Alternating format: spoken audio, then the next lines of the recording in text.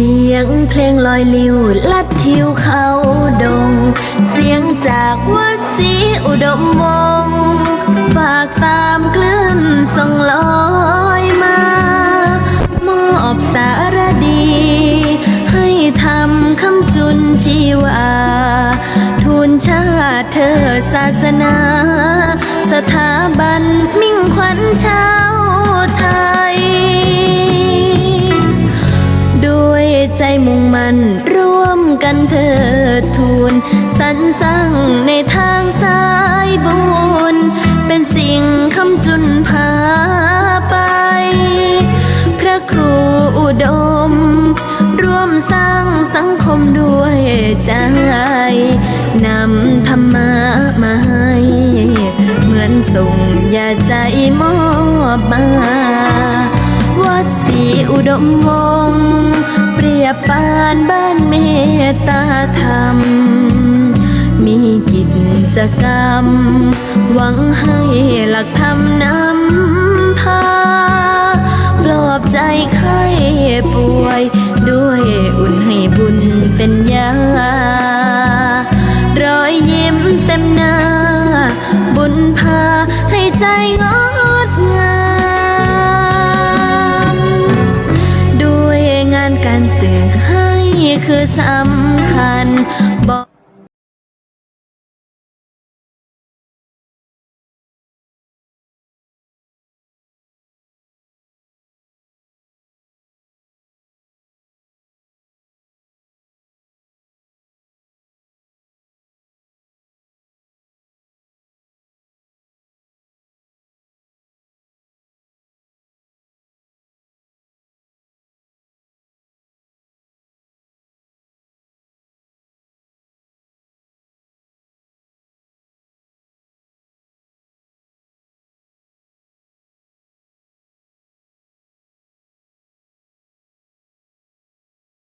ประเสริฐแน่จะได้แก้ความสวยทุกอย่างลดที่ใจดวงใจใสสะอาดอย่าเลิกล้างห่างวัดหัดฟังธรรมขอนอบน้อมต่อพระรัตนตรัยกับคารวะพระมหาเถรานุเถระทุกรูปทุกวัดได้ความเคารพอย่างสูงยิ่งขอความสุขความเจริญจงบังเกิดขึ้นมีแต่เหล่าญาติโยม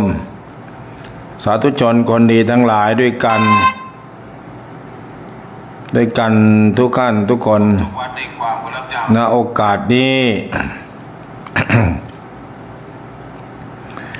ในค่ำเมื่อคืนวันนี้เป็นค่ำของคืนวันเสาร์ที่28เห็นไหมขออภัยวันเสาร์29นะวันเสาร์ที่29เดือนพฤศจิกายนขึ้น9ค่ำเดือน1ปีมะเสงพุทธศักราช2568ที่เว้นมามันจบครบรอบอีกวาระหนึ่งซึ่งในวันนี้ในเวลา 3 ทุ่มกับ30นาที3 ทุ่ม30นาทีด้วยกันกับรายการแสงเทียนส่องธรรมแสงเทียนส่องธรรมจากทางสถานีวิทยุบริการสาธารณะพระพุทธศาสนาและวัฒนธรรมขึ้นความถี่ FM 101.75 เมกะเฮิรตซ์จังหวัดเลยลิงก์สัญญาณผ่านอินเทอร์เน็ตเว็บไซต์ไปทางเสียงทำจากทำผาหม้อ FM 96.50 เมกะเฮิรตซ์จังหวัดเลยติดตามรับฟังทาง Facebook Live วันนี้ Facebook อันเดียว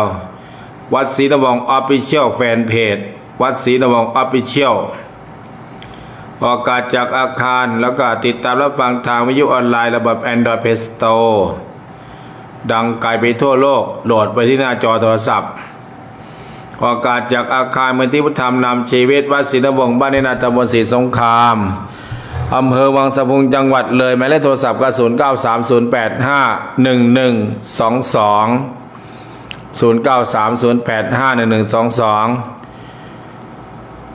ฮัลโหลบอกข่าวประเทศบาลข่าวสารงานราชการข่าวสารงานพระพุทธศาสนางานปฏิบัติธรรมวัดป่าเทพนิมิตรบ้านห้วยส้มเนาะตำบลห้วยส้มอำเภอภูกระดึงจังหวัดเลยวันนี้29 30 30แล้วก็วันที่1ออกอัมพาน งานปฏิบัติธรรมฤดูหนาวสำนักปฏิบัติธรรมวัดศิลวงศ์วันที่1ถึงวันที่10ธันวางานปฏิบัติธรรมเข้าปริวัติกรรมของพระเจ้าประสงค์และวันที่4ที่5งานปฏิบัติธรรมวันพ่อแห่งชาติวันชาติไทยวันดินโลกวันชาติไทยวันกตัญญูทำบุญถวายบูรพมหากษัตริย์11พระองค์ปีนี้ก็ถวายพระพันปีหลวงเสด็จแม่ของเราที่งานนี้ก็คือว่างานเดียวได้หลายประการเพราะนั้นญาติโยมญาติธรรมที่ฟังอยู่ทางบ้านก็ต้องขออนุโมทนา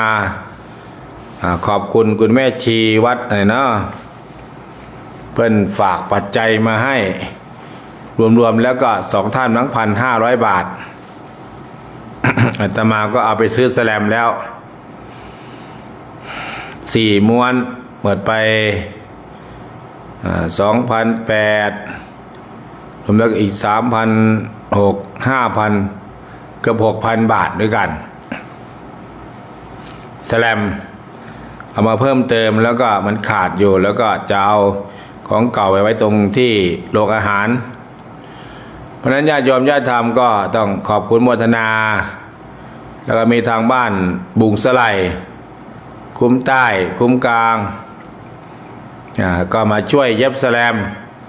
พรุ่งนี้ใครว่างก็มาอีกเด้อพรุ่งนี้ใครว่างก็มาเย็บแสลมร่วมด้วยช่วยกันก็ปะแสลมแล้วก็ทำให้มันเสร็จในวันที่30วันที่1เข้าบริวารกับเบาแรงตอนนี้ทุกอย่างก็เหลือแต่โต๊ะโชฟาแต่ยกไปก็เบาแรงค่อยๆเบาไปเรื่อยๆปีนี้ก็พยายามทำให้มันเสร็จโรงทานอาหารน้ำปานะแจ้งโรงทานทำเพื่อพ่อทำเพื่อแม่ทำเพื่อพ่อโรงทานน้ำชากาแฟสอดแจ้งน้ำยาต่างๆช่วยกันงานนี้ถือว่าเป็นงานของประเทศไทยหรอกโยมถ้าจะแบบงานของวัดนั้นวัดนี้งานของพระครูบอแมนเราทำเพื่อการส่งเสริมทำเพื่อให้เด็กและเยาวชนคนรุ่นใหม่รับทราบรับรู้ว่ากิจกรรมเหล่านี้เราทำเพื่อใครทำเพื่ออะไรทำเพื่อชาติบ้านเมืองทำเพื่อพระศาสนาทำเพื่อถวายพระสถาบันมหากษัตริย์ทุกพระองค์ที่ผ่านมาและปัจจุบันให้ดำรงดูเหมือนกับครั้งก่อนปัจจุบัน ปัจจุบันอาจจะได้เข้าถึงเข้าใจได้ง่ายเพราะมันมีสื่อเทคโนโลยีต่างๆ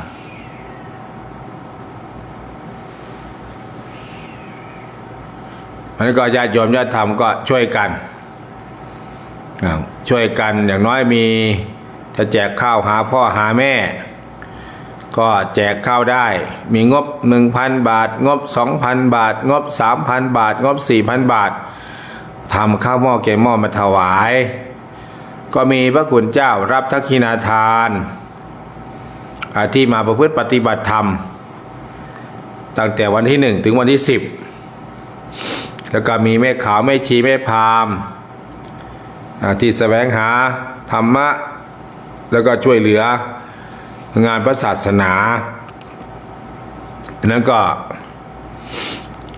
เรื่องของความเหน็ดเหนื่อยเรื่องของความเหน็ดหนาวเรื่องของความเสียทรัพย์ภายนอกแล้วก็แปลเป็นทรัพย์ภายในอริยทรัพย์เป็นพระเครื่องปลื้มแต่คณะแม่ชีวัด1บรรถวายปัจจัยมารวมๆเป็น1,500 บาทอาตมาก็เอาไปซื้อแสลมที่แล้วก็ให้คนนั่งฟังเทศนั่งฟังธรรมนั่งประพฤติปฏิบัติเข้าใจในธรรมะก็จะเป็นสิ่งที่ดีเพราะนั้นก็ใครอยากจะช่วยเติมกองทุนตอนนี้ได้มา100 กว่ากอง 122 กองกองละ300 200ก็มี100นึงก็มี500ก็มี1,000ก็มีแต่น้อยแล้วก็คืองานนี้ก็ต้องใช้งบประมาณแต่ละปีก็200,000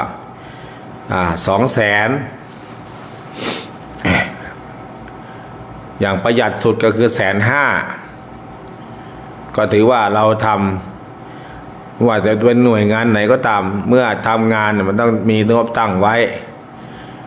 แต่หน่วยงานนี้คือหน่วยงานพุทธศาสนาหน่วยงานเพื่อที่แห่อาศัยงบของประชาชนคนลากหญ้าคนละคนละ100 200 300 400 500 1,000มีแม่ครูกันให้เป็นแม่ครูประภัยวันโพโน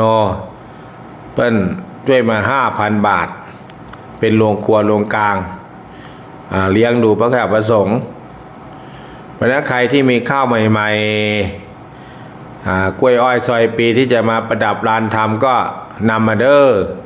มาพุงมะพร้าวต่างๆฟักแฟงแตงโมที่จะมาประดับตกแต่งลานธรรมต้นดอกต้นไม้ก็เจริญพรเอามาประดับตกแต่งได้เลย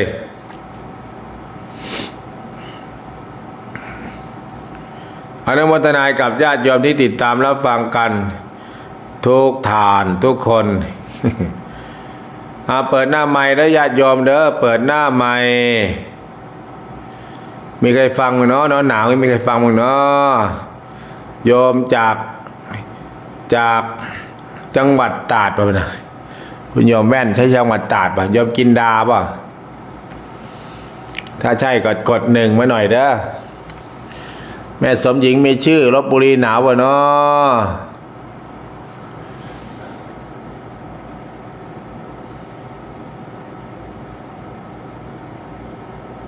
ถ้าขึ้นมา3ตัวเลขแต่เห็นพิมพ์มาแค่กราบนมัสการ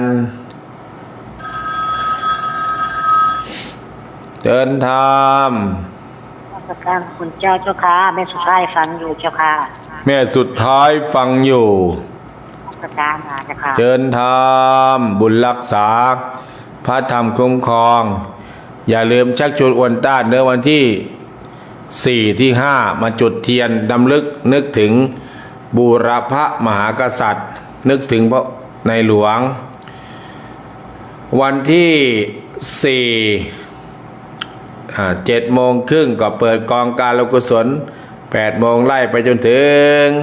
บ่ายถึงค่ำ4 โมงก็มีการแสดงของนักเรียนถ้ามีนะ6 โมง5 โมงประมาณ50ก็เข้าสู่พิธีบำเพ็ญกุศล17 องศาเจ้าค่ะลพบุรี17 องศาตอนนี้เนาะเห็นบ่จังหวัดเลยล่ะจังหวัดเลยกี่องศาจังหวัดเลย5 องศาวันนี้ก็11 องศา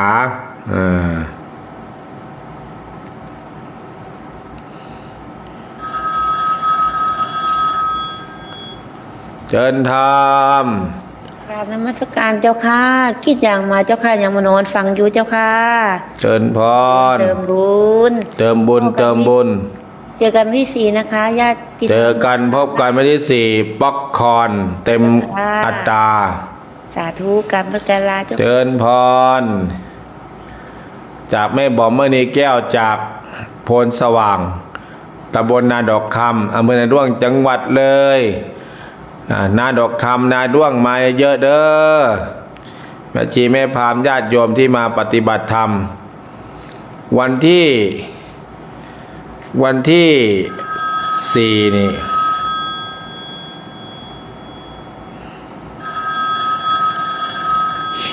เชิญธรรมมาจากการพระผู้เจ้าค่ะจากแม่ติ๋มทรัพย์เจริญแม่ติ๋มทรัพย์เจริญเจ้าค่ะตั้งอยู่กับเจริญพ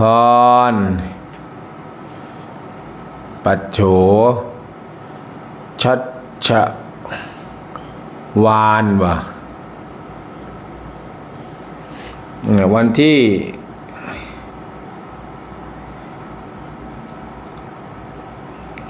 ่สี่นี่โอ้ไม่หนาวละ19 องศา30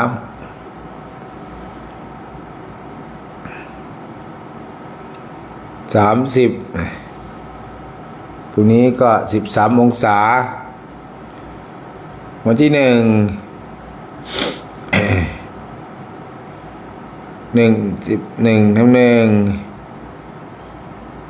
วันที่15 องศาแล้ว30 องศาร้อน30วันที่2ก็17 องศา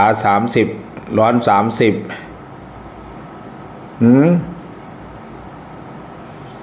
วันที่เท่าไหร่วันที่4เนาะ19 องศา29 องศาโอ้ร้อน29นี่แต่วันที่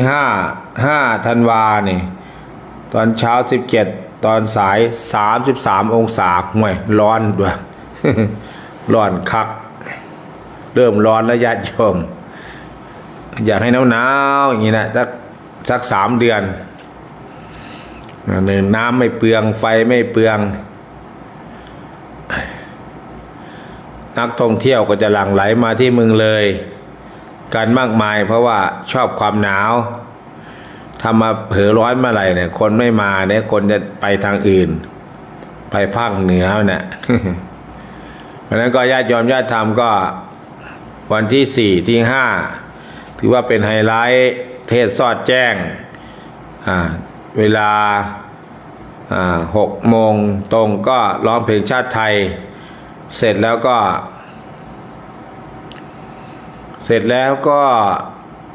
ประธานขึ้นจุดธูปเทียนบูชาพระไตรแล้วก็ธูปทองน้อย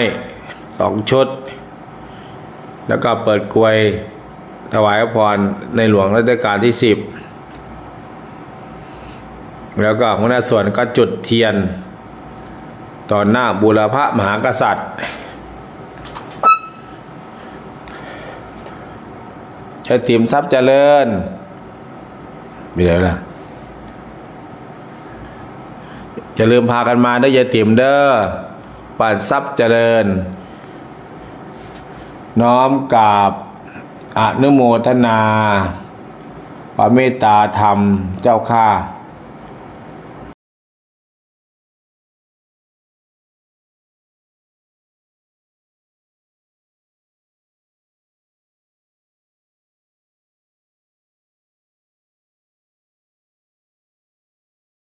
ก็เวลาก็ลันไปเรื่อย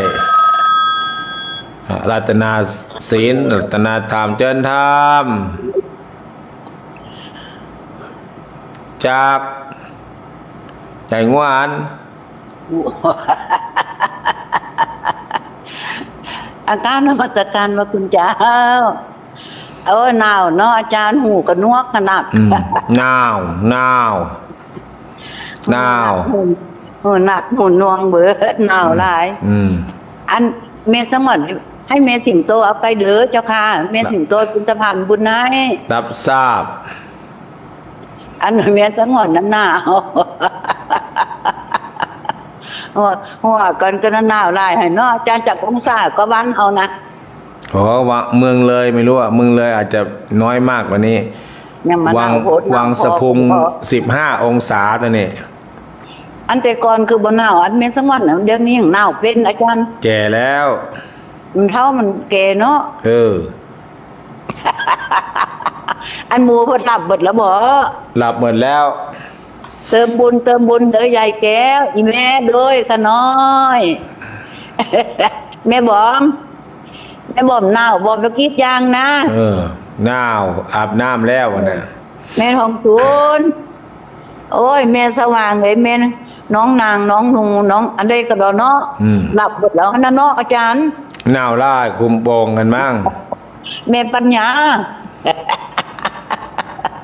อาการนมัสการเจ้าค่ะเจริญพรเพื่อไม่อยากเอามือออกมามันก็เลยคุมโปงซะ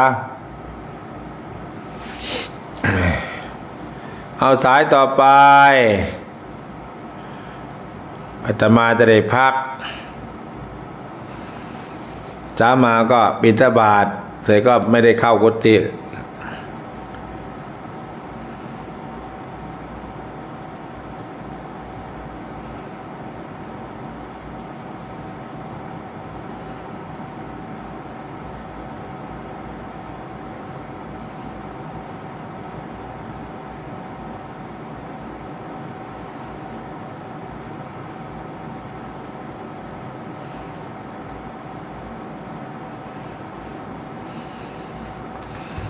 แม่บุญศรีทวีลาเดินธรรม กราบนมัสการพระครูเจ้าค่ะผู้ข่าวฟังอยู่เจ้าค่ะอันเมื่อนี้ขันว่าคิดหามันก็บ่หนาวปานเมื่อวานนะเจ้าค่ะ ไม่หนาวเมื่อวาน9 ว่านหนาว เมื่อวานตอน6 โมงเช้านี่9 องศา ล่มพร้อมยังมื้อเช้าน่ะไปจังหันว่าล่ม มีแต่เพิ่มขึ้นแล้วพวกเนี้ย เจ้าค่ะ วันที่สี่นี่ เอ้ย วันที่สี่นี่กลางวันนี่30 องศา โอ้คือดีสบาย ห้อนกลางคืนก็แค่19 องศาหนึ่ง บ่ดอกแม่สงวนเพิ่นว่าจักปีอาบน้ำบ่หนาวก็พระครู10 ปีให้จักปี 10 ปีอาบน้ำบนหนาว20 ปี เกี่ยวสาวบ่เบื่อ อันนี้จักปีนะแม่สงวนก็หนาวตัว 90 ปี ใกล้ก็ตายไม่ใกล้ก็ตาย เจ้าค่ะมันขึ้นเอ็นหลังเล่นรับป๋าพระครูซ้ำเจ้าค่ะ เจริญพรเจริญพร ค่ะกันเนาะเจ้า หลวงตา ไม่มาเข้าปริวาสแบบหลวงตาหลวงตาเด้อส่งพระมาเด้อเจริญธรรม กับนมัสการหลวงพ่อเจ้าค่ะหลวงทำฝันฟังอยู่เจ้าค่ะ หนูยังไม่นอนยายสมวน เนื้อไม่นอนยังจะงวน หนูยังไม่หลับเจ้าค่ะ ไปไหนมาล่ะช่วยแม่ขายของเปล่า วันนี้แม่ไม่ได้ออกตลาดเจ้าค่ะ อืม พาพ่อไปโรงพยาบาลเจ้าค่ะ โรงพยาบาลโคค่า ครับก็สวัสดียามบ่าย เป็นไข้หวัดเจ้าค่ะ อยู่ไข้หวัด วันอังคารนะครับวันนี้นำเสนอเป็นดอกลำโพง ฝากพูดถึงยายๆทุกคนเลย ส่วน21 นิ้วอ่ะตามสภาพมีเยอะนะครับ มีเยอะมากกองอยู่นู่น ที่กำลังรับฟังอยู่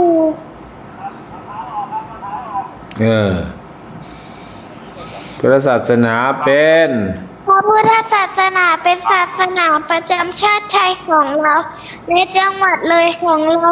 กราบนมัสการลาหลวงพ่อเจ้าค่ะ สาธุ สาธุ สาธุอนุโมทามิ อนุโมทามิน้องทอฝัน เอาสายต่อไปยายใบแล้วเข้ามาเดินธรรม ก็น้องมาสการเจ้าค่ะพระคุณเจ้าแม่สมจิตวัดอย่างเดียว ฟังอยู่แล้ว อย่างเดียวนี่หนาวป่ะนอ โอ้ยสุดๆอย่างพ่อ หนาวดี หนาวดี หนาวดีเจ้าค่ะ หนาวดีดีเอาแข็งแรงดื่มน้ำอุ่นน้ำร้อนน้ำชาเด้อ เจ้าค่ะน้องทอขวัญสบายดีเหรอลูก สบายดีเจ้าข้าวเนี่ย สบายดีแรงพุ่นน่ะหมอสิฮอดมือนะเพื่อนน้องเขาเอ้ยเขาสิได้ไป มาแม่ปุงแม่ปุ๊แม่อะไรมาเด้อเจิญธรรมสายต่อไปสายต่อไป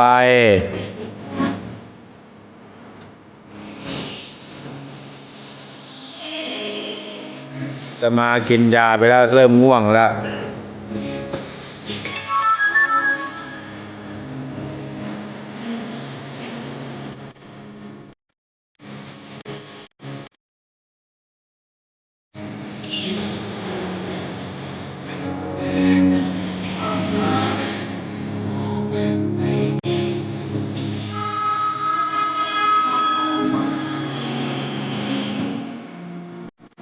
เจิญธรรม กราบนมัสการพระครูเจ้าค่ะก็ขอสวัสดีญาติธรรมทุกเส้นทุกสายทุกอำเภอทุกจังหวัดทั่วโลกแก่งผลการรับฟังเด้อเสียงดังฟังชัดเจนเจ้าค่ะทุกอัปเดตบุญเติมบุญพร้อมเจ้าค่ะ ปานพระครู่บ่จัดค่าคุยกันอยู่จังกับแม่บุญศรี ฮะ ค่าคุยกับแม่บุญศรี พาคุย แม่บุญศรีโทรหาโยม อืม สงสัยบ่กล้าบอกพระครู่เลยอย่าเว้าเด้อว่าซั่นเอาว่าความจริงบ่เป็นหยังดอกพุ่นแม่ก็คุยกันอีหลีเนาะมันเป็นพระครู่เข้าแล้วติอุ้ยมันเป็น3 ทุ่มกว่าแล้วติ อืม เดี๋ยวเปิดวิทยุก่อนอุ้ยแม่นอีหลี อืม เศร้า อืม เศร้าเว้า เอาก็ฟังเจ้าค่ะนึกวันพระครู่บ่เข้านึกว่าเมื่อยบ้างก็เลยว่าจังซี่เฮ็ดทำงานหลายก็เลยว่าสิเจ้าค่ะ เจริญพรเจริญพร นะเจ้าค่ะ ทักโทรคนตั้งกันมาหลายๆรถโมบายวิ่งผ่านไปผ่านมาก็ใครมีข้าวสารอะไรก็เอาฝากข้าวไปแน่ฝากข้าวเปลือกไม่แน่โดยสีเองหรอกฝากมะละกอไปแน่ฝากปลาร้าไปแน่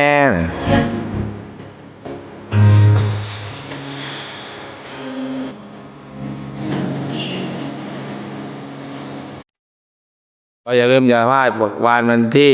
งานปฏิบัติธรรมวันที่1 ถึง 10 ธันวาแต่ไฮไลท์ก็คือวันที่5 ธันวาแม่สมหญิงมีชื่อแม่อธิษฐานโยมอธิษฐานเขาบอกจะมาวันที่ 4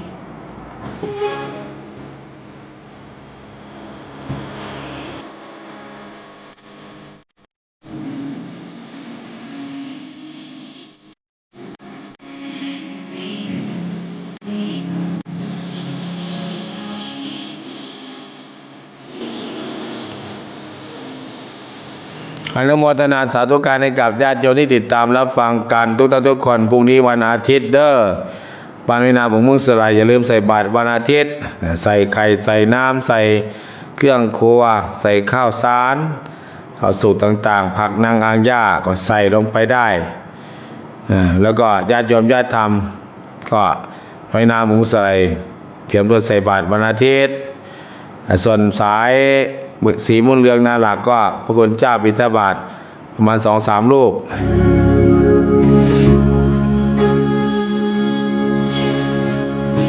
พรุ่งนี้เช้าบิณฑบาตมาอาจจะแวะไป